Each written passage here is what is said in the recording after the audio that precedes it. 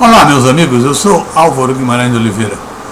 Eu venho falar novamente sobre o déficit público, essa discussão total e absoluta a respeito do déficit público, que eu realmente não vejo nenhum sentido nisso. Eu acho que os economistas estão perdidos em relação a analisar déficit público. Os economistas parecem que não sabem o que é déficit público. Ou acham o conceito tão simples que ele só vê um lado, só vê o déficit. Não sabe que tem receita, tem gastos, e esses gastos se dividem em despesas e investimentos para então resultar num déficit ou num superávit. Então fica um lenga-lenga o tempo todo, déficit público. Vem o Paulo Guedes, qualquer um, a mesma coisa, diz, olha, vamos zerar o déficit, agora vamos procurar um equilíbrio fiscal. Para quê? Para que zerar déficit? Para que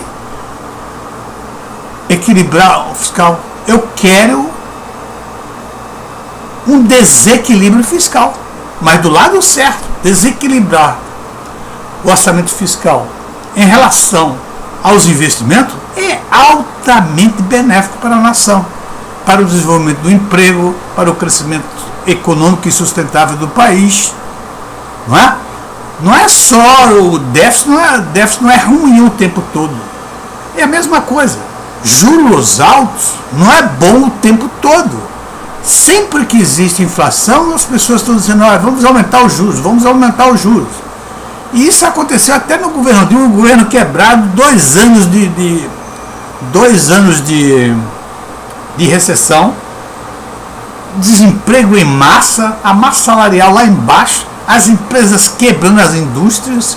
Só existia realmente o setor de serviço, que não tem concorrência com o comércio exterior.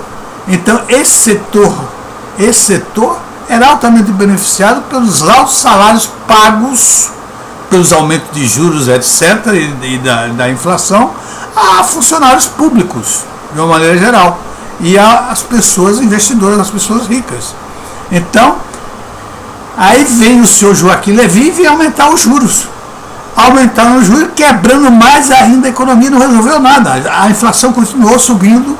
Quando chega lá no final, que o país está todo quebrado, a inflação começa a cair. Olha aí o efeito dos juros altos, depois que quebra toda a economia. Isso não tem sentido, tem que parar e pensar. Olha, juros altos em determinada situação é a solução, em determinada situação. Em outras situações não é, como no governo Dilma não era. Né? No final do governo Dilma não era. Então, a mesma coisa, déficit fiscal, tem que analisar o déficit fiscal, gente. O déficit fiscal é composto de receita menos gastos, que é igual a déficit, só que os gastos dividem em despesas e dividem em investimentos. Ora, se o déficit é comandado pelas despesas, e despesa pago a funcionários públicos, pago esses absurdos aí aos ministros dos Supremos, dos tribunais, etc.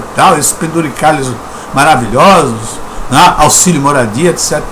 Isso é um absurdo, isso causa mal à nação, tá certo? Inclusive pela injustiça. Mas se o déficit público é em função do investimento, porque investiu em portos, investiu em estradas, investiu em energias renováveis, investiu na busca de petróleo, investiu em estrada de ferro, isso é altamente produtivo, isso é altamente favorável à nação.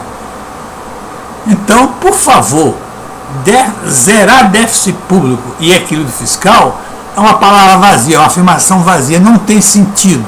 Isso precisa ser complementado. Olha, vou fazer o déficit fiscal. Como? Primeiro, vou zerar as despesas. E posso zerar as despesas, buscar zerar as despesas, reduzir as despesas e, ao mesmo tempo, aumentar os investimentos. O que não pode fazer? Pode sim. E não causa problema nenhum. A economia vai crescer de qualquer maneira, se fizer isso. E também o equilíbrio fiscal. Que equilíbrio fiscal? Não quero equilíbrio fiscal, eu quero desequilíbrio fiscal, mas pelo lado certo, pelo lado do investimento. Vamos desequilibrar o orçamento pelo lado do investimento. E outra coisa, eu não vejo ninguém falar na receita. Só fala na despesa, no corte de despesa, déficit da Previdência, etc. Tal, que tem lógica, está certo, tem que cortar todas aquelas despesas desnecessárias. Tem que cortar a Previdência, tem que fazer a reforma da Previdência, porque é um problema estrutural. Então tem que ser feito. Não estou negando isso, de jeito nenhum, absolutamente nenhum. Mas vamos pensar nas receitas. Poxa, vem cá, qual é o problema? Nós temos moeda, né? Temos o real. Qual é o problema de nós escolhermos educação, saúde, né? Estruturas como estradas de ferro, energias renováveis, né?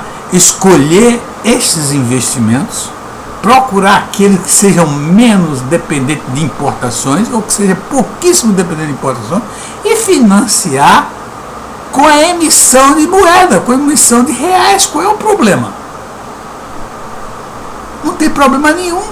Isso pode causar uma pequena inflação no início, que aliás até no momento seria benéfico, porque nós estamos como um hiato do produto muito grande, era aberto, tá certo? Temos uma inflação controlada com tendência a cair, tem uma taxa de juros ainda alta que pode muito bem ser reduzida. Então podemos muito bem emitir moedas, investir em educação, investir em saúde, investir em estradas, investir em portos, investir em energias renováveis, todos esses investimentos que dependeu um mínimo de importação. Além disso, nós temos muito dinheiro, muitas divisas para importar se for necessário. Temos 380 bilhões de reservas. E o saldo na balança comercial estão sendo gigantescos, 50 bilhões agora. Então, por que não investir?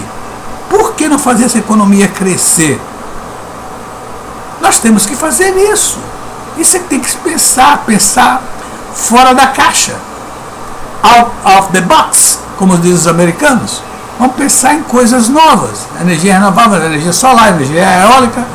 Vamos pensar nisso tudo. Vamos pensar em carro elétrico, vamos pensar em carros automáticos.